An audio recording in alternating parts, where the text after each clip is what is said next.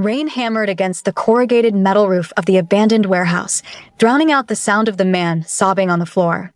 It was a cold, rhythmic pounding that matched the beating of Kang Seo-jun's heart. Slow. Steady. Dangerous. Seo-jun had just the cuffs of his Italian suit. It cost more than the sobbing man would earn in 10 lifetimes. He looked down, his face completely void of emotion. Please, the man on the floor begged, blood dripping from his lip onto the dusty concrete. Boss, I didn't know it was police money. I swear on my mother's life. Seo-jun sighed. It was a sound of pure boredom. He crouched down, not minding the dirt on his polished shoes. He tilted his head, looking at the traitor with eyes that were blacker than the shadows in the corners of the room. You swear on your mother's life? Seo-jun asked softly. The calmness in his voice was terrifying. That is a mistake, Minho. You should never gamble with the only woman who ever loved you. He stood up and turned his back. He didn't need to see what happened next. He just snapped his fingers. Behind him, there was a muffled thud, then silence. Seo-jun walked toward the exit, checking his watch. It was 11 p.m. His schedule was tight. But before he could reach the black sedan waiting in the rain, his phone buzzed in his breast pocket. He frowned. Only 3 people had this number. One was dead behind him. The other was his head of security. The third was the hospital. He answered immediately. Speak, Mr. Kong. The voice on the other end was trembling so hard it was barely audible. It's Madam Kong. She's having an episode. A bad one. The doctors are evacuating the wing. Seo-jun's hand tightened around the phone. The plastic creaked. The cold killer from the warehouse vanished, replaced instantly by a desperate son. I'm coming, he snarled. If a single scratch ends up on her, I will burn that hospital to the ground with all of you inside. He hung up and slid into the back of the car. The hospital, he ordered the driver. Fast. As the car tore through the rain-slicked streets of Seoul, Seo-jun closed his eyes. He controlled the underworld. He owned half the politicians in the city. But he knew, deep down, that power meant nothing when he couldn't stop his own mother's mind from eating itself alive. The VIP wing of Seoul National Hospital was supposed to be a place of healing and silence. Tonight, it sounded like a war zone. When Seo-jun stepped out of the elevator, he was met with chaos. A nurse ran past him, clutching a bleeding scratch on her cheek. 2 security guards were backing away from room 304 as if a tiger were loose inside. Sir! The head doctor came running up, sweating profusely. Mr. Kong, thank God. We don't know what to do. She shattered a vase. She's armed. Seo-jun pushed past the doctor without a word. He walked to the open door of the suite and froze. His mother, Madam Kong, was huddled in the far corner. She looked so small. Her gray hair was wild, and her eyes were filled with a terror that broke Seo-jun's heart. She held a jagged shard of porcelain in front of her, slashing at the air. Get back. She shrieked, her voice cracking. I see you. You're the shadows. You want to take my son away. Mother, Seo-jun said, stepping into the room. He held his hands up, showing he was unarmed. It's me. It's Seo-jun. Liar. She screamed. She threw a heavy glass coaster at him. It smashed against the wall inches from his head. Seo-jun didn't flinch. My son is a good boy. You smell like blood. You're the devil. Seo-jun stopped. The accusation hit him harder than any physical blow. You smell like blood. She didn't know who he was, but her instincts knew what he was. Doctor, Seo-jun said, his voice straining with suppressed rage. Sedate her. We can't, sir. The doctor whimpered from the hallway. Her heart rate is too high. If we inject her now, it could stop her heart. We have to wait for her to calm down. Wait, though. June roared, spinning around. The sheer volume of his voice made the doctors flinch. Look at her. Does she look like she's calming down? Do your job or I will. Excuse me. The voice was soft, firm, and completely unimpressed. Seo-jun paused. He looked down. Pushing past his bodyguards was a young woman. She looked exhausted. Her nursing uniform was wrinkled. She had dark circles under her eyes, and her badge was flipped backward. She held a plastic tray of cheap convenience store food. You're blocking the hallway, she said, looking up at one of Seo-jun's massive security guards. Move. The guard looked at Seo-jun, confused. Miss, this is a restricted area. You're not assigned to the VIP. I don't care if I'm assigned to the moon, she interrupted. She didn't shout, but her tone was sharp enough to cut glass. "I can hear a patient screaming from 3 floors down. Now move, or I'll stick you with a catheter." The guard blinked, terrified by the specific threat. He stepped aside. The woman walked straight into the room. She didn't bow to Seo Jun. She didn't even look at him. She walked right past the most dangerous man in Korea as if he were a piece of furniture. "Hey." So Jun barked, reaching out to grab her arm. "It's dangerous. She has a weapon." The nurse stopped. She looked at his hand on her arm, then up at his face. Her eyes were brown, steady, and completely fearless. "The only dangerous thing in this room," she said calmly, "is the testosterone level. You're all screaming and panicking. No wonder she thinks she's being attacked." She pulled her arm free and walked toward Madame Kong. "Don't." The head doctor yelled. "She'll stab you." Yuna didn't listen. She stopped 5 feet away from the trembling old woman. She didn't raise her hands. She didn't try to take the glass shard. Instead, she sat down on the floor, right in the middle of the broken porcelain. Oh, Jun watched, his breath caught in his throat. What was this girl doing? Yuna opened the plastic lid of her food tray. Steam rose up, the smell of warm porridge. She took a spoon, took a bite herself, and then looked at the old woman. "The cafeteria food is terrible today," Yuna said. She spoke casually, like she was talking to a friend at a bus stop. "But the pumpkin porridge is okay. It's warm." Madame Kong blinked. She lowered the glass shard an inch. "Pea porridge?" Yuna hummed. "My grandmother used to make it. But she put too much sugar in it." "Do you like sugar, madam?" Madame Kong stared at her. The wild look in her eyes began to fade, replaced by confusion. I like sugar." "Me too," Yuna smiled. It was a genuine warm smile that lit up her tired face. "But don't tell the doctors. They say it's bad for the teeth." Yuna shifted slightly, and then she started to hum. It wasn't a random tune. It was Errang, a slow, mournful, beautiful lullaby that every Korean knew in their bones. Jun stood frozen by the door. The sound of her humming cut through the tension in the room like a warm knife through butter. It was soft, imperfect, and incredibly human. Madame Kang's hand shook. The glass shards slipped from her fingers and clattered onto the floor. She took a step toward the nurse. Then another. "That song."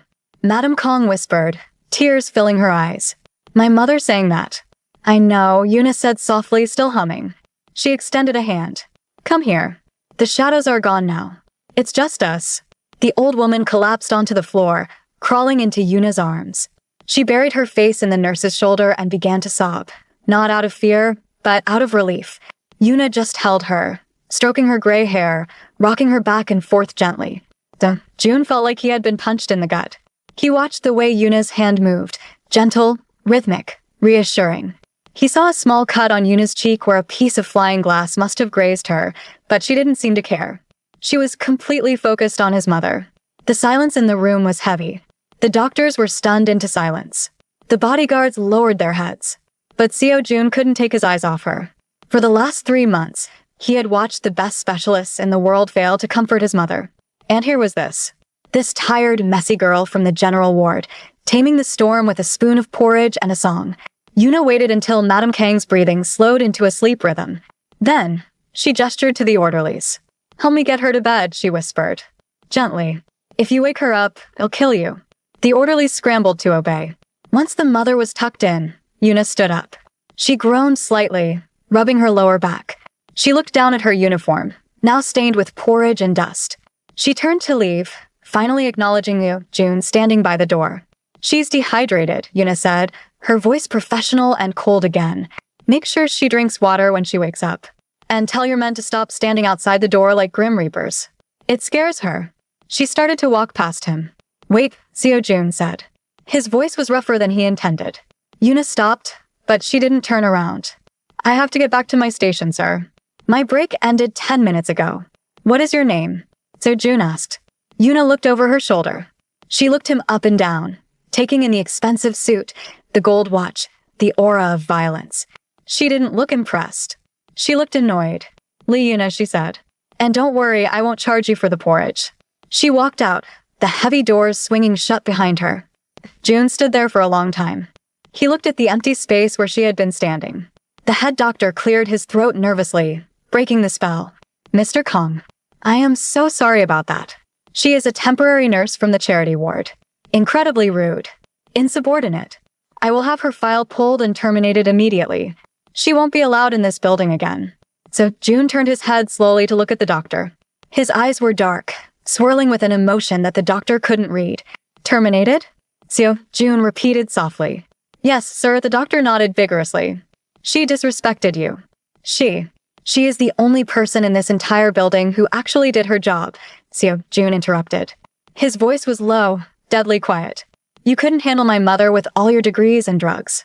She did it with a song. So June walked over to the window, looking down at the city lights of Seoul below. He could still hear the melody of her humming in his head. It was the first time in hours that the noise in his own mind had gone quiet. He saw his reflection in the glass. He didn't look like the monster his mother feared. He looked like a man who had just found water in a desert. Dr. Seo June said. Yes, sir? Get me her file, so June commanded. A slow, possessive smirk touched the corner of his lips. I want her. If you are enjoying this story so far, make sure to hit that subscribe button and like the video. It helps us bring more stories like this to life. Now, let's see what happens when the dragon goes hunting. The next night, the rain had stopped, but the air was thick with humidity. Lee Yuna walked out of the hospital staff exit, rolling her shoulders. Her bones ached. Another 12-hour shift. Another day of being yelled at by senior doctors, cleaning up vomit, and dealing with patients who treated her like a servant. She checked her bank account on her phone. She sighed. After paying her student loans and her brother's tuition, she had enough left for. Maybe 2 cups of instant noodles. Hang in there, Yuna, she muttered to herself, putting the phone away. Just 2 more years. Then you can get a better job. She walked toward the bus stop, keeping her head down. The street was dark. The street lights flickered ominously. She didn't notice the black car trailing her slowly. It was a Rolls-Royce Phantom, sleek and silent like a panther in the night. It rolled along the curb, matching her walking pace perfectly. Yuna frowned. She sped up. The car sped up. Her heart started to hammer against her ribs. She gripped her bag tighter. She knew this neighborhood wasn't safe, but she couldn't afford a taxi. Was it a drunk driver? A kidnapper? She stopped abruptly and spun around, ready to scream or fight. The car stopped. The back window rolled down with a smooth, electronic hum. Yuna prepared herself to yell, but the words died in her throat. Sitting in the back seat, bathed in the soft orange glow of the street lamp, was the man from the VIP ward, the son of the crazy lady. He looked different tonight. He wasn't wearing a jacket. His dress shirt was unbuttoned at the top, revealing a hint of a tattoo on his collarbone. He looked relaxed, powerful, and incredibly dangerous. Get in, Sejun said. It wasn't a request. Yuna blinked. Excuse me? Get in the car, Miss Lee, he repeated. He tapped the leather seat beside him. We need to talk. Yuna scoffed. She actually laughed, a sharp sound of disbelief. Look, mister. I don't know who you think you are, but I don't get into cars with strange men, especially ones who stalk me after work. She turned around and kept walking. She heard the car door open. Heavy footsteps clicked on the pavement behind her. Am not a strange man, so June's voice came from right behind her. Am the man who is going to solve all your problems. Yuna spun around. He was close. Too close. She had to tilt her head back to look him in the eye. He smelled like expensive cologne and tobacco. You don't know my problems, Yuna snapped. And unless you're a magical fairy who can erase student debt, leave me alone. Seo Jun smirked. He reached into his pocket. Yuna flinched, thinking he was pulling out a weapon. Instead, he pulled out a piece of paper. He unfolded it and held it up. It was a printout of her bank statement. And next to it, her brother's university acceptance letter. Lee Yuna, so June read calmly. Debt, 50 million won. Rent is overdue. And your brother, Min Hyuk. Smart kid. Got into Seoul National University. But you can't afford the tuition, can you? Yuna felt the blood drain from her face. Fear turned into cold anger. She snatched the paper from his hand. How did you get this? She hissed. This is illegal. I'll call the police. Seo Jun laughed. It was a dark, rich sound. I own the police, Yuna. And the bank. And the hospital you work for. He took a step closer, boxing her in against the brick wall of a convenience store. He wasn't touching her, but his presence was overwhelming. I have a proposition, Seo Jun said, his voice dropping to a whisper. My mother hasn't eaten since you left. She screams if anyone else comes near her. She only wants you. Yuna stared at him, her chest heaving. So, hire a therapist. I don't want a therapist, Seo Jun said intensely. He leaned down, his face inches from hers. I want you. I want you to be her private nurse. Live in. 24 hours a day. No, Yuna said immediately. I'm not living with a gangster. It'll pay off your debt, June countered. All of it. Tonight. Yuna hesitated. The debt was a chain around her neck that she had been dragging for years. Freedom was staring her in the face. But looking at Seo Jun's dark, obsessive eyes, she knew that this freedom would come with a different kind of chain. I have a life, Yuna whispered, her resolve weakening. I can't just belong to you. Seo Jun's eyes darkened. He placed a hand on the wall beside her head. Everyone has a price, Yuna, he murmured. Tell me yours. Or do I have to make sure your brother's scholarship gets? Lost in the mail? Yuna gasped. She looked at him with pure hatred. You wouldn't. Try me. They stared at each other for a long moment. The air between them crackled with tension. It was hate, yes, but it was also something else. A challenge. Finally, Yuna looked away. She knew she was beaten. She couldn't risk her brother's future. Fine, she whispered. I'll do it. But I have conditions. Though June pulled back, looking satisfied. Name them. I answer to the patient, Yuna said firmly, poking him in the chest with her finger. Not to you. And if you ever threaten my family again, I will sedate you with enough horse tranquilizer to keep you asleep for a decade. Do you understand? So June looked down at her finger on his chest. No one touched him. No one threatened him. He smiled. A genuine, terrifying smile. Deal, he said. Get in the car, Nurse Lee. We're going home. As Yuna walked toward the black limousine, she felt a shiver run down her spine. She wasn't just taking a job. She was walking into the dragon's den. And she had a feeling that the dragon had no intention of ever letting her go. The silence inside the Rolls-Royce was heavier than the humid air outside. The windows were tinted so dark that the city of Seoul looked like a blur of gray shadows passing by. Yuna sat as far away from Kangso June as possible, pressing her shoulder against the car door. She clutched her cheap canvas bag like a shield. Every time the car went over a bump, her knee brushed against his expensive suit trousers, and she flinched as if she had touched a hot stove. June didn't look at her. He was typing on his phone, his face illuminated by the cold blue light of the screen. Stop fidgeting, Seo Jun said, without looking up. His voice was calm, but it filled the small space instantly. You're making the leather squeak. I'm not fidgeting. Yuna snapped back, though she stopped moving immediately. I'm wondering where you are taking me. You said home, but men like you usually mean a dungeon or a warehouse. Seo Jun finally locked his phone and slid it into his pocket. He turned his head slowly to look at her. In the dim light, his eyes looked like obsidian, hard, sharp, and impossible to read. Men like me? Seo Jun repeated. A small, amused smirk played on his lips. And what exactly do you think men like me do, Nurse Lee? You hurt people, Yuna said bluntly. She didn't back down. You use money to control everything.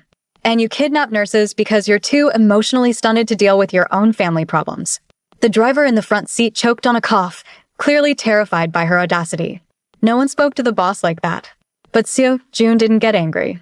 He leaned back, resting his head against the seat, studying her like she was a puzzle he hadn't solved yet. You have a sharp tongue, Seo Jun murmured.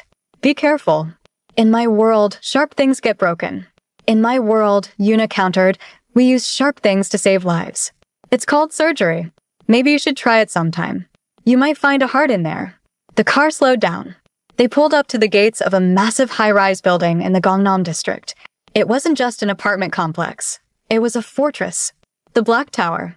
Armed guards opened the heavy iron gates. The car glided into a private underground garage that was cleaner than most hospital operating rooms. We're here, Seo Jun said. Welcome to your new cage. He opened the door and stepped out. Yuna hesitated for a second, taking a deep breath to steady her shaking hands, then followed him. They took a private elevator that had no buttons, only a fingerprint scanner. As they shot up 60 floors in seconds, Yuna's ears popped. The doors slid open, revealing the penthouse. It was breathtaking, and it was completely dead. Floor-to-ceiling windows overlooked the entire glittering city of Seoul, but the room felt like a mausoleum. Everything was black marble, gray steel, or white leather. There were no photos, no plants, no color. It was freezing cold. Your room is down the hall to the left, Seo Jun said, walking toward a wet bar to pour himself a drink. My mother is in the master suite on the right. Do not enter my office. Do not leave the building without an escort. Do not order takeout food. Yuna looked around the empty, expensive wasteland. Do not breathe. Do not blink, she muttered under her breath. I heard that, Seojun said, taking a sip of whiskey. Go check on her. She's been asking for this singing girl all day. Yuna rolled her eyes at the nickname but marched toward the master suite. This was why she was here. Not for him. For the patient. She opened the door to the mother's room, and her heart softened instantly. Madame Kong was sitting in a wheelchair by the window, staring blankly at the rain. She looked frilier than she had in the hospital. Her hands were shaking in her lap. Madame? Yuna called out softly. The old woman turned. Her eyes were cloudy, confused. But then recognition flickered. Porridge, Madame Kong whispered. Yuna smiled, a genuine warmth flooding her chest. She walked over and knelt beside the wheelchair. That's right. In the porridge girl. Yuna. Yuna, Madame Kong repeated, testing the name on her tongue. She reached out and grabbed Yuna's hand with a desperate strength. Don't let the shadows in ya. They wait in the hallway. They have guns. Yuna looked at the door. She knew the shadows were Seojun's bodyguards. I won't let them in, Yuna promised. I'm here now. I'm going to stay right here. For the next 2 hours, Yuna worked. She wasn't just a nurse. She was a force of nature. She bathed the old woman, changed her into comfortable pajamas, and checked her vitals. She realized the expensive medical equipment in the room was unplugged or dusty. The previous nurses had been too scared to actually use it. Yuna set everything up efficiently. By midnight, Madame Kong was sleeping peacefully, holding onto Yuna's sleeve. Yuna gently untangled herself and walked out into the main living room. She was starving. She found the kitchen. It was huge, sleek, and looked like it had never been used. She opened the refrigerator. It was filled with nothing but rows of bottled water, expensive champagne, and empty space. Unbelievable, Yuna groaned. Rich people really do live on air and ego. She rummaged through the pantry and found a dusty bag of rice and some dried seaweed. It wasn't much, but she could work with it. 20 minutes later, the smell of Mayak Guk warm seaweed soup began to fill the cold, sterile penthouse. It was a smell of comfort, of birthdays, of home. Seojun had been in his office, reviewing hit lists and profit margins. But the smell distracted him. He frowned. He hadn't smelled actual food in this house in years. His chefs usually prepared intricate French meals that tasted like nothing. He walked out into the living room, following the scent. He stopped at the kitchen island. Yuna was standing by the stove, stirring a pot. She had taken off her nurse's jacket and was wearing a simple white t-shirt. Her hair was falling out of its bun. She was humming that song again. So June leaned against the marble doorframe, crossing his arms. He watched her. He was used to women who wore silk dresses and heavy perfume, women who laughed at his jokes even when they weren't funny. Yuna looked like a mess. She smelled like antiseptic and sesame oil. And he couldn't look away. I told you not to order takeout, Seojun said. Yuna jumped, nearly dropping the ladle. She spun around, hand over her heart. God, do you wear bells? You walk like a ghost. It's my house, Seojun said, walking closer. I can walk how I want. What are you doing? Cooking, Yuna said, turning back to the pot. Your mother needs nutrients, not just 4 fluids. And your fridge is a disgrace, by the way. Do you are a vampire? Who drinks that much sparkling water? Seojun stopped next to her. He looked into the pot. Seaweed soup. It's for birthdays. It's for healing, Yuna corrected him. She dipped a spoon into the soup and blew on it. Without thinking, she held it up to his mouth. Taste it. Tell me if it's too salty. Seojun froze. He stared at the spoon. He stared at her face. No one fed the dragon. No one dared to put a utensil near his face unless they wanted to lose a hand. I'm not your patient, Seojun said coldly. Just taste it, Yuna insisted, waving the spoon impatiently. I don't want to poison your mother. Seojun hesitated. Then slowly he leaned forward and took a sip. The flavor exploded in his mouth. Savory, warm, rich. It tasted exactly like the soup his mother used to make before his father was murdered. Before the blood.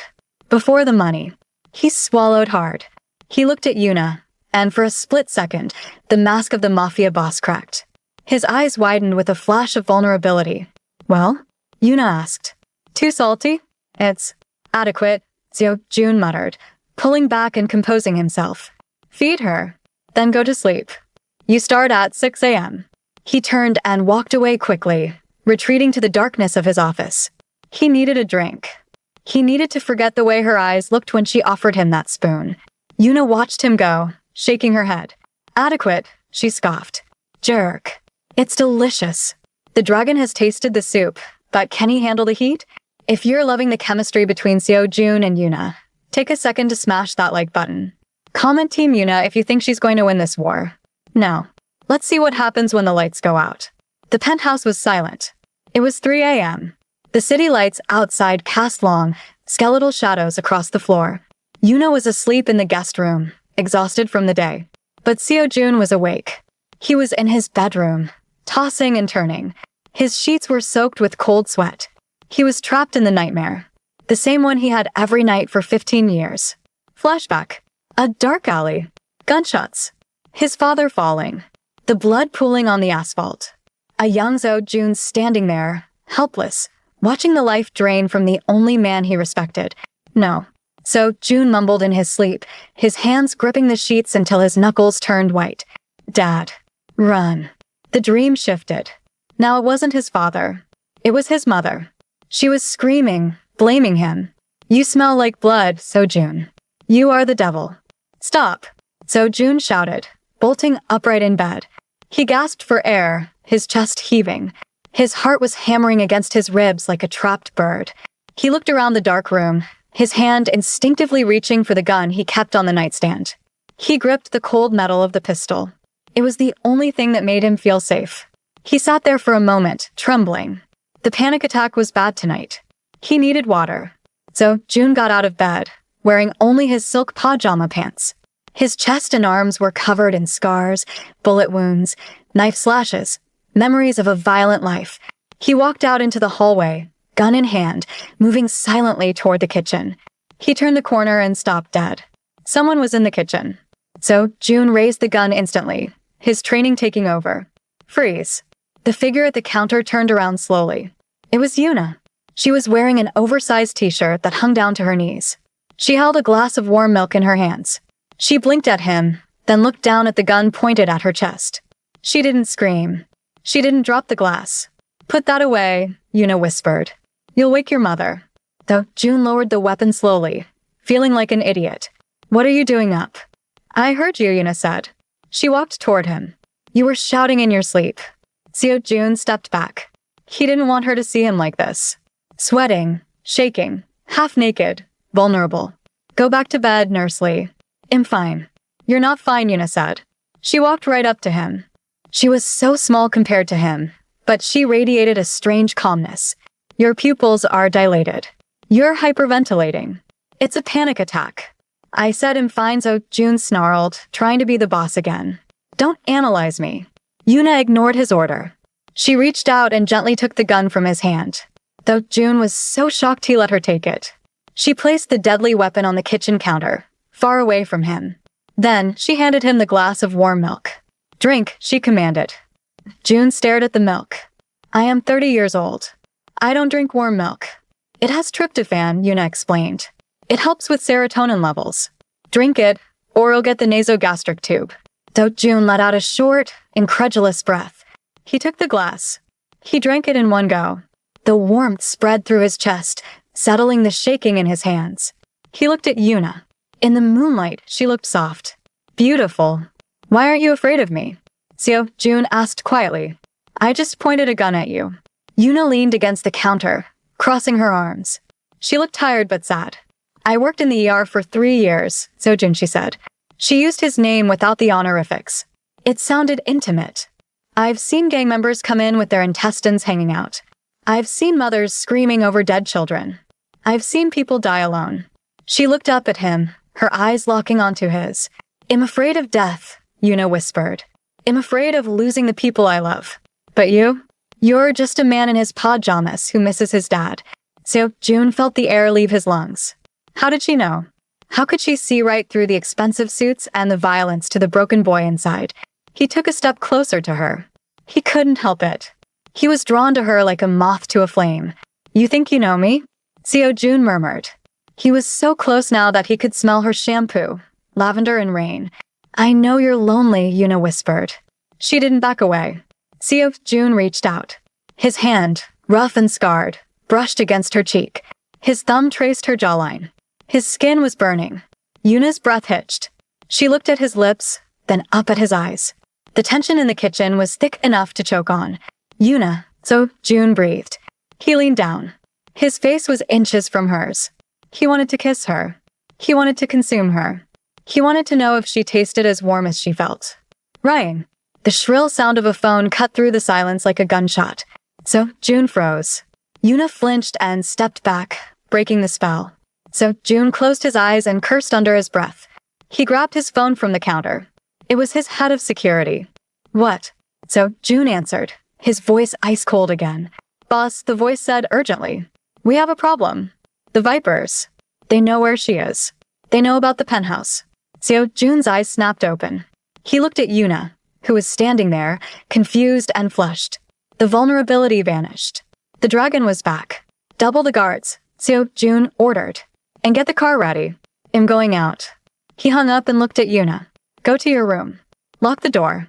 Do not open it for anyone but me. What's happening? Yuna asked, fear creeping into her voice. Go. So Jun shouted. Yuna turned and ran to her room. So Jun watched her go, his heart pounding. But this time, it wasn't from a nightmare. It was from fear. Real fear. Because for the first time in his life, Kang Seo Jun had something to lose. And his enemies were coming to take it. The morning sun filtered through the floor-to-ceiling windows of the penthouse, but it brought no warmth. The air inside the black tower was suffocating. So Jun had been gone for 12 hours. Yuna paced the living room, her nurse's shoes squeaking softly on the marble. Every time she looked at the heavy steel front door, she felt a knot tighten in her stomach. The security guards outside were edgy. She could hear them murmuring into their radios, their hands hovering near their holsters. Yuna, a soft voice called out. Yuna turned. Madame Kong was sitting in her wheelchair, holding a ball of yarn. She looked clearer today. The dementia fog had lifted slightly. Yes, madam? Yuna asked, kneeling beside her. Do you need water? He isn't coming back for dinner, is he? Madame Kong asked. Her eyes were sad. My son. He's out there doing the bad things. Yuna sighed and took the old woman's hand. He's working, madam. He's making sure we're safe. Safe? Madame Kong laughed bitterly. No one is safe around us, child. You should leave. Run away before the blood splatters on you too. Yuna opened her mouth to argue, to say she was fine, but the lights suddenly flickered. Then, they died completely. The penthouse plunged into gray silence. The hum of the refrigerator stopped. The electronic locks on the windows beeped once, a low, dying sound. What happened? Madame Kong whispered, gripping Yuna's hand so hard her nails dug in. Just a power outage, Yuna said, keeping her voice steady, though her heart had leaped into her throat. Stay here. Yuna stood up and walked to the intercom on the wall. She pressed the button. Security? The power is out. Is everything okay? Static. Then a wet, gurgling sound. Yuna froze. That wasn't a technical glitch. She knew that sound from the ER. That was the sound of a man trying to breathe through a punctured lung. They're here. The realization hit her like a bucket of ice water. The Vipers. The threat Seo Jun had warned her about. Yuna. Madame Kong whimpered. The shadows. I hear them. Heavy boots thudded in the hallway outside the penthouse door. Not the rhythmic march of Seo Jun's guards, but the chaotic, stomping run of intruders. Yuna didn't scream. She didn't panic. Her medical training took over. In an emergency, you don't think about fear. You think about the procedure. Step 1. Secure the patient. Madam, listen to me, Yuna said, rushing back to the wheelchair. She unlocked the brakes. We're going to play a game. Hide and seek. You have to be very quiet. Can you do that? The old woman nodded, her eyes wide with terror. Yuna wheeled her swiftly into the master bedroom. She scanned the room. The walk-in closet. It had a heavy door and no windows. She pushed Madame Kong inside. Don't come out, Yuna whispered, kissing the old woman's forehead. No matter what you hear. Do not open this door unless you hear my voice. Or Seo Jun's. What about you? Madame Kong cried. I'm going to distract them, Yuna said. She closed the closet door and locked it from the outside. It was a flimsy lock, but it might buy them time. Yuna ran back into the bedroom. She needed a weapon. She looked around desperately. A lamp? Too heavy. A pillow? Useless. Her eyes landed on the medical cart she had organized the night before. She grabbed a scalpel, a small, surgical blade she used for cutting bandages. It was tiny against a gun, but it was sharp. She also grabbed a bottle of isopropyl alcohol and a lighter she found in Seo Jun's drawer. Boom. The front door of the penthouse exploded inward. Debris flew across the living room. Yuna ducked behind the kitchen island, covering her ears. 3 men walked in through the smoke. They wore cheap suits and masks. They held submachine guns. "Check the rooms," one of them shouted. His voice was rough. "Find the old witch. The boss wants her alive. Kill anyone else." Yuna pressed her hand over her mouth to stifle her breathing. She could hear them tearing apart the living room, smashing vases, overturning furniture. They were getting closer to the bedroom. If they found the closet, Madame Kong was dead.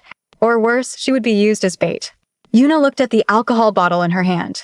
She looked at the lighter. She knew she couldn't fight 3 armed men, but she could create chaos. She stood up. "Hey!" Yuna screamed. The 3 men spun around, guns raised. They saw a small woman in a nurse's uniform standing in the kitchen doorway. Well, the leader sneered, lowering his gun slightly. "Look what we have here." The nurse. "You're prettier than the pictures." "Get out," Yuna said. Her voice shook, but her chin was high. "This is a sterile environment." The men laughed. They started walking toward her. "Or what? You gonna check my blood pressure, sweetheart?" Yuna flicked the lighter. "No," she said. She threw the open bottle of alcohol at the leader's chest. Before he could react, she tossed the lit lighter. Whoosh. The alcohol ignited instantly. The leader screamed as blue flames engulfed his shirt. He dropped his gun, flailing wildly. "Fire! Put it out!" He shrieked. The other 2 men panicked, trying to pat out the flames on their boss. Yuna didn't wait. She turned and sprinted back toward the bedroom, slamming the door and locking it. She dragged a heavy dresser in front of it. It wouldn't hold them for long. She knew that. But every second counted. She huddled against the dresser, clutching the scalpel in her trembling hand. She could hear them cursing outside. She could hear them kicking the door. Thud. Thud. Thud. "Open up, you little rat." The voice roared from the other side. "I'm going to kill you slowly." Yuna closed her eyes. Tears leaked out. "Oh, June," she whispered. "Where are you?" The tension is at an all-time high. Yuna is fighting for her life. If your heart is racing, hit that like button right now. Do you think Seo Jun will make it in time? Let's find out. 5 miles away, a black Mercedes was tearing down the highway at 140 miles per hour. Kong Seo Jun drove like a man possessed. His knuckles were white on the steering wheel. He was weaving through traffic, ignoring red lights, ignoring honking horns. His phone was on speaker on the dashboard. It was connected to the penthouse security feed. "Sir," his head of security's voice crackled. "The cameras are down. We lost visual. The perimeter team is dead." "I don't care about the cameras." Seo Jun roared. "Where is she? Is she alive?" Thermal sensors show a fire in the kitchen. Multiple heat signatures in the hallway. "Sir." "They're inside." So Jun let out a guttural growl. He slammed his foot on the accelerator. The engine screamed.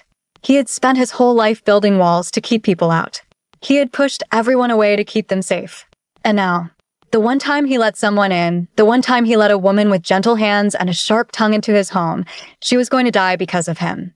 If they touch her, Jun thought, a dark, cold rage settling over him, I will kill every single person in this city. He drifted the car around the corner, screeching into the underground garage of the Black Tower. He didn't wait for the car to stop completely. He kicked the door open and rolled out, his gun already in his hand. He didn't take the elevator. They would have rigged it. He took the stairs. 60 floors. He ran up the first flight, his lungs burning, his legs pumping with adrenaline. On the 10th floor, he found 2 of his guards dead. On the 30th floor, he found a Viper sentry. So Jun didn't slow down. He fired 2 shots. Bang. Bang.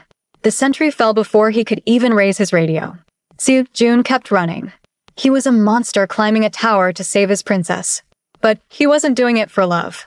He was doing it for possession. She was his. And no one took what belonged to the dragon. By the time he reached the penthouse floor, his suit was drenched in sweat, and his eyes were wild. He kicked open the service door. Smoke filled the hallway. The smell of burning alcohol and ozone stung his nose. He heard screaming from inside the penthouse. A woman's scream. Yuna! Seo Jun bellowed. He charged through the shattered front door. The living room was a wreck. One man was writhing on the floor with burns. Another was kicking at the bedroom door. So June didn't hesitate. He raised his gun. Headshot. The man kicking the door dropped instantly. The burned man on the floor tried to reach for his weapon. So June stepped on his wrist, hearing the bone snap. He didn't even look down. He put a bullet in the man's leg to keep him down. Where's the third one? So June snarled.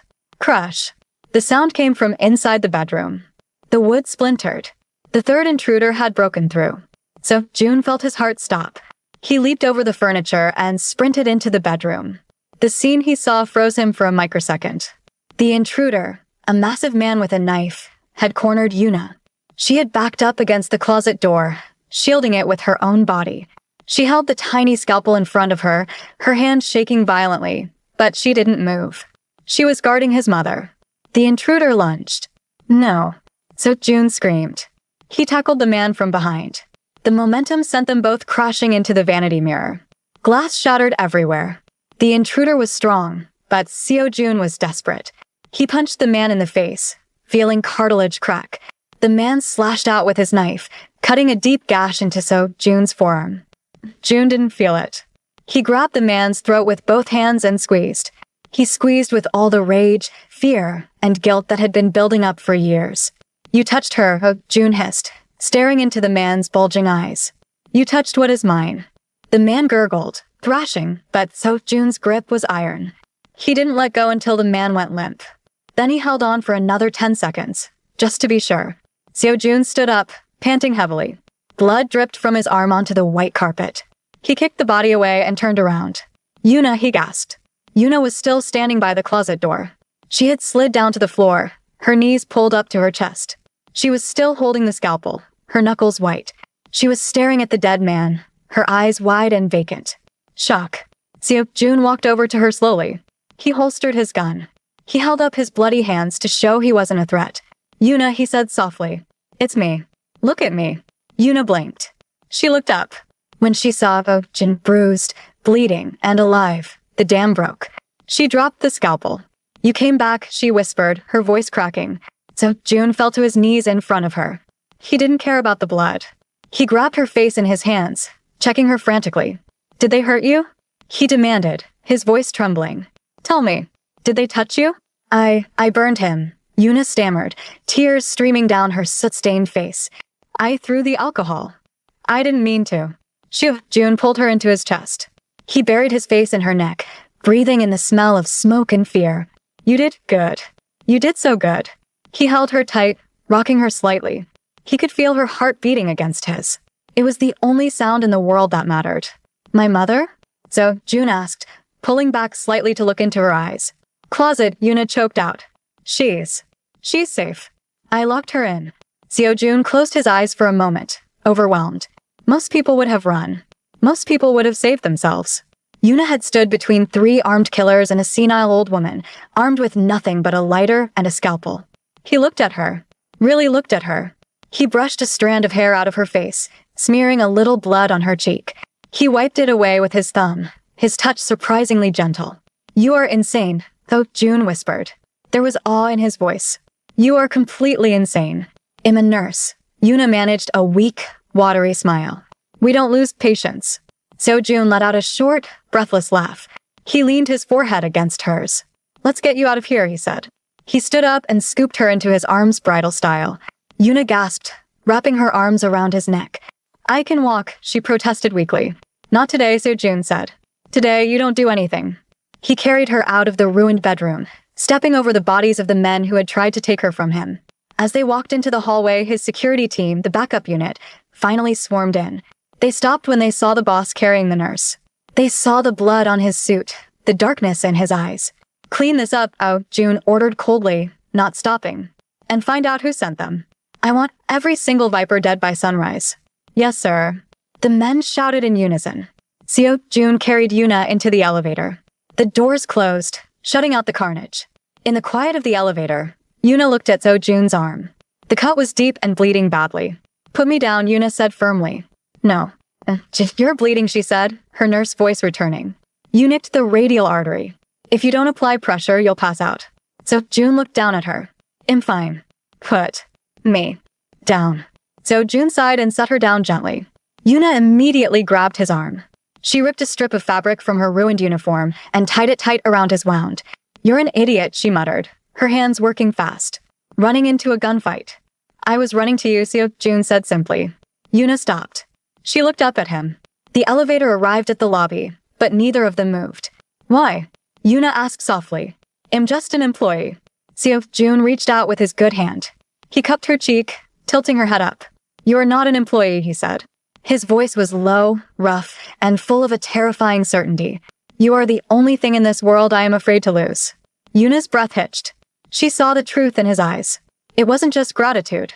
It was obsession. It was love, twisted and dark and heavy. And God help her. She didn't pull away. "Come," June said, taking her hand. "We need to stitch this up." He led her out of the elevator, into the night. The war had started. But as Yuna walked beside the dragon, holding his bloody hand, she realized something terrifying. She wasn't afraid of the fire anymore. She was starting to like the heat. The safe house was not a house. It was a fortress buried deep in the mountains of Gangwon-do, surrounded by miles of pine forest and electric fencing. The rain had returned, lashing against the windows of the armored SUV as it pulled into the gravel driveway. The silence inside the car was deafening. Yuna sat in the back seat, holding Madame Kang's hand. The old woman had finally fallen asleep, exhausted by the terror of the night. Yuna looked out at the dark trees passing by. Her uniform was ruined, torn, stained with soot, smelling of smoke and the metallic tang of blood. But she didn't feel cold. She felt a strange, burning heat radiating from the man sitting next to her. So June stared straight ahead. His face was a mask of stone. He hadn't spoken a word since the elevator. His arm was wrapped in the makeshift bandage Yuna had tied, but blood was still seeping through, staining his white shirt sleeve crimson. "We're here," the driver announced, his voice tight. The car stopped. Guards swarmed the vehicle, opening the doors with military precision. "Take my mother to the guest wing," Ho Jun ordered as he stepped out into the rain. "Get the private medical team to check her. If she wakes up, tell her. Tell her I'm sorry." "Yes, boss." Two guards gently helped Madame Kang into a wheelchair and rushed her inside. So June turned to Yuna. Raindrops clung to his eyelashes, softening the harsh lines of his face. He looked like a fallen angel. Beautiful, dangerous, and in pain. "Come," he said. "The doctor is waiting for you." "I don't need a doctor," Yuna said, her voice hoarse from the smoke. "I'm fine. But you need stitches." "I have a doctor for that," June said dismissively. He turned and walked toward the heavy oak doors of the safe house. Yuna watched him walk away. She saw the slight stumble in his step. The blood loss was getting to him. "Stubborn idiot," she muttered. She ran after him, grabbing his good arm. "I said I'm fine. I'm doing the stitching." So June stopped. He looked down at her hand on his arm. "Yuna, you've been through a trauma. You need rest." "I am a nurse," Yuna said, looking him dead in the eye. Her hair was plastered to her face by the rain, but her gaze was fierce. "I don't rest when there is an open wound. Now get inside and sit down before you pass out and I have to drag you." So June stared at her for a long second. Then, a ghost of a smile touched his lips. It was a tired, broken smile. "As you wish," he whispered. The medical room in the safe house was better equipped than most city clinics. It smelled of antiseptic and lemon. June sat on the edge of the examination table, shirtless.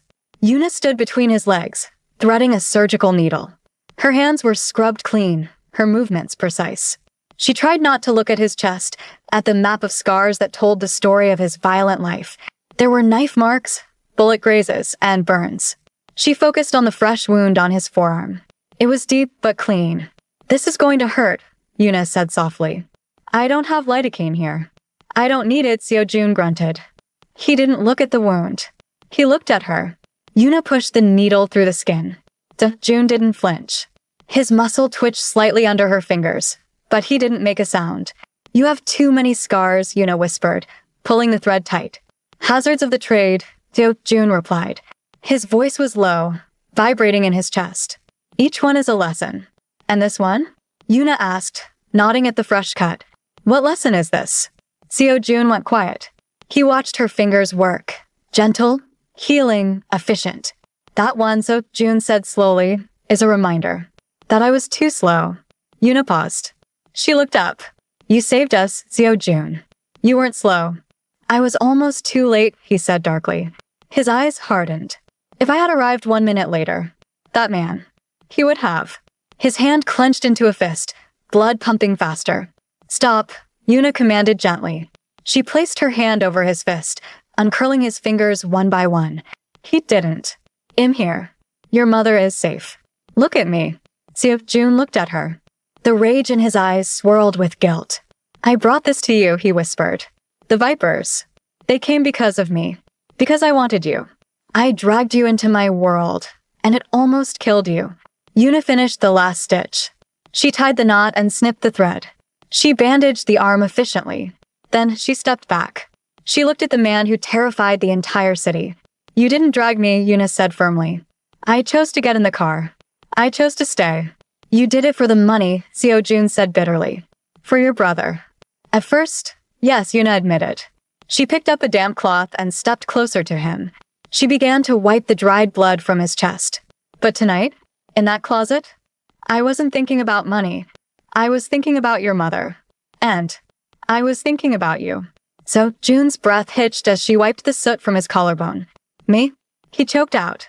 I was wondering if you were eating, Yuna murmured, her hand lingering over his heart. I was wondering if you were having another nightmare. I was scared that you would come home to a house full of ghosts. Seo, Jun grabbed her wrist. His grip was desperate. Yuna, he groaned. He pulled her closer. She stumbled, landing between his legs again, her hands resting on his bare shoulders. The air in the room became heavy, charged with electricity. I am a bad man, Seo, Jun whispered, his face inches from hers. I kill people who get in my way. I destroy things. I am darkness, Yuna. You are light. You fix things. Then let me fix you, Yuna breathed. So Jun closed his eyes, fighting a war within himself. He wanted to kiss her. He wanted to claim her. But he knew that if he did, he would never be able to let her go. And being with him meant a target on her back forever. He pulled away abruptly. He stood up, turning his back to her. Go to sleep, he said coldly. The guest room is down the hall. Yuna stood there, stunned by the sudden rejection. Seo-jun? Leave, he barked. Get out. Yuna flinched. The wall was back up. The dragon had retreated into his cave. She grabbed her tray of instruments, her hands shaking. Fine. Change your own bandages tomorrow. She stormed out of the room, slamming the door. So Jun stood alone in the silence. He looked down at his bandaged arm. He brought his hand up to his face, inhaling the scent of her. Lavender and rain. I'm sorry, he whispered to the empty room. But I have to let you go. It feels like heartbreak, doesn't it? If you've ever had to push someone away to protect them, you know exactly how Seo-jun feels right now. Leave a comment below with a broken heart emoji broken heart if you think he's making a mistake. Don't forget to subscribe because the ending is coming up and you won't want to miss it. The next morning, the rain had stopped. The mountains were shrouded in mist. Yuna woke up in a strange bed. For a moment, she forgot where she was. Then the memories of the fire and the fight came rushing back. She sat up. On the bedside table, there was a neat stack of clothes, jeans, a sweater, and fresh sneakers. And an envelope. Yuna frowned. She picked up the envelope. It was thick. She opened it. Inside was a check. A check for 500 million won. Enough to pay her debt, her brother's tuition, and buy a house. And a plane ticket. One way. To Paris. Leaving in 3 hours. That bastard, Yuna hissed. She threw the covers off and dressed in record time. She grabbed the envelope and marched out of the room. She found him on the terrace. Jun was standing by the railing, smoking a cigarette.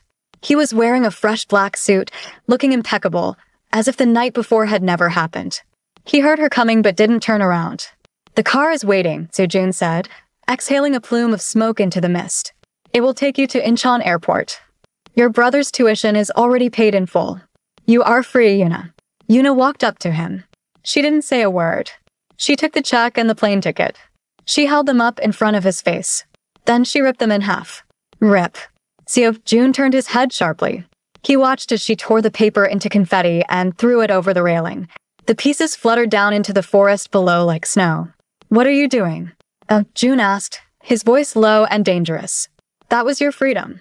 I define my own freedom, Yuna snapped. She crossed her arms. You don't get to fire me, Kang Seo-jun. I have a contract. The contract is void, Jun growled. He threw his cigarette down and stepped closer to her. Don't you understand? They know who you are now. The Vipers. The Triads. Everyone. As long as you are near me, you are a target. So protect me, Yuna challenged him. She stepped closer, invading his personal space. You're the Dragon of Soul, aren't you? Are you telling me you're too weak to keep one nurse safe? Seo Jun's eyes flashed with anger. Weak? I am trying to save your life. Go to Paris. Find a nice doctor. Get married. Have kids who don't know what a gunshot sounds like. I don't want a nice doctor. Yuna shouted. Tears pricked her eyes. I want the man who drinks warm milk in the middle of the night. I want the man who ran up 60 flights of stairs to save me. I want you, you idiot. The silence that followed was absolute. The birds stopped singing. The wind stopped blowing. Seo Jun stared at her. His mask crumbled completely. You. He started, his voice cracking. You want me? Yes, Yuna whispered. She reached out and took his hand, the one with the fresh stitches.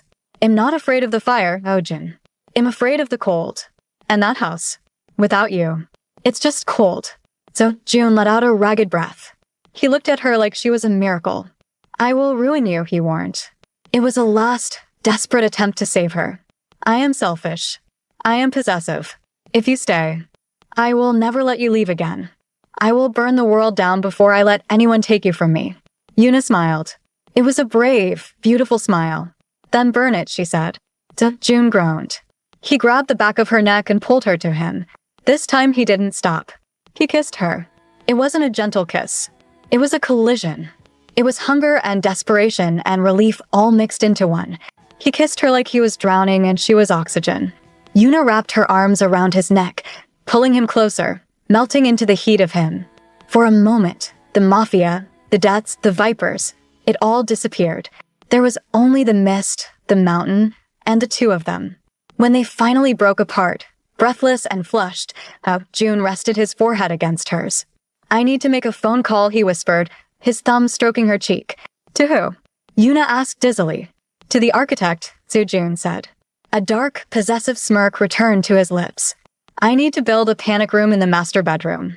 And a nursery. Yuna's eyes widened. She punched him lightly on the chest. A nursery?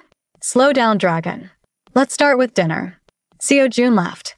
It was a real, loud laugh that echoed off the mountains. He kissed her hand. Dinner, he agreed. And then, we rewrite the contract. And that, my friends, is how the nurse tamed the dragon. Love isn't always safe. Sometimes it's dangerous. Sometimes it's messy. But sometimes, it's the only thing worth fighting for. 3 months later, the Black Tower penthouse had changed. It wasn't a mausoleum anymore. There were pots of orchids by the window. There were soft rugs on the marble floors. The smell of kimchi jjigae wafted from the kitchen. Madame Kong sat in the living room, knitting a small yellow sweater. She was humming Erring. She looked happy. The front door opened. June walked in. He looked tired. It had been a long day of negotiations with the remaining Vipers. His knuckles were bruised. But the moment he stepped inside, his shoulders relaxed. Yuna walked out of the kitchen, wiping her hands on an apron. She saw the bruises on his hand. She didn't say anything. She just walked over, took his hand, and kissed the knuckles gently. Welcome home, she said. Seo Jun looked at her. He looked at his mother humming in the corner. He looked at the warm, bright home that Yuna had built from the ashes of his life. He wrapped his arms around her waist and pulled her close. I'm home, he whispered. He looked over Yuna's shoulder at the city lights below. The world was still dark. The world was still dangerous. But inside these walls, everything was perfect. Thank you for listening to this story.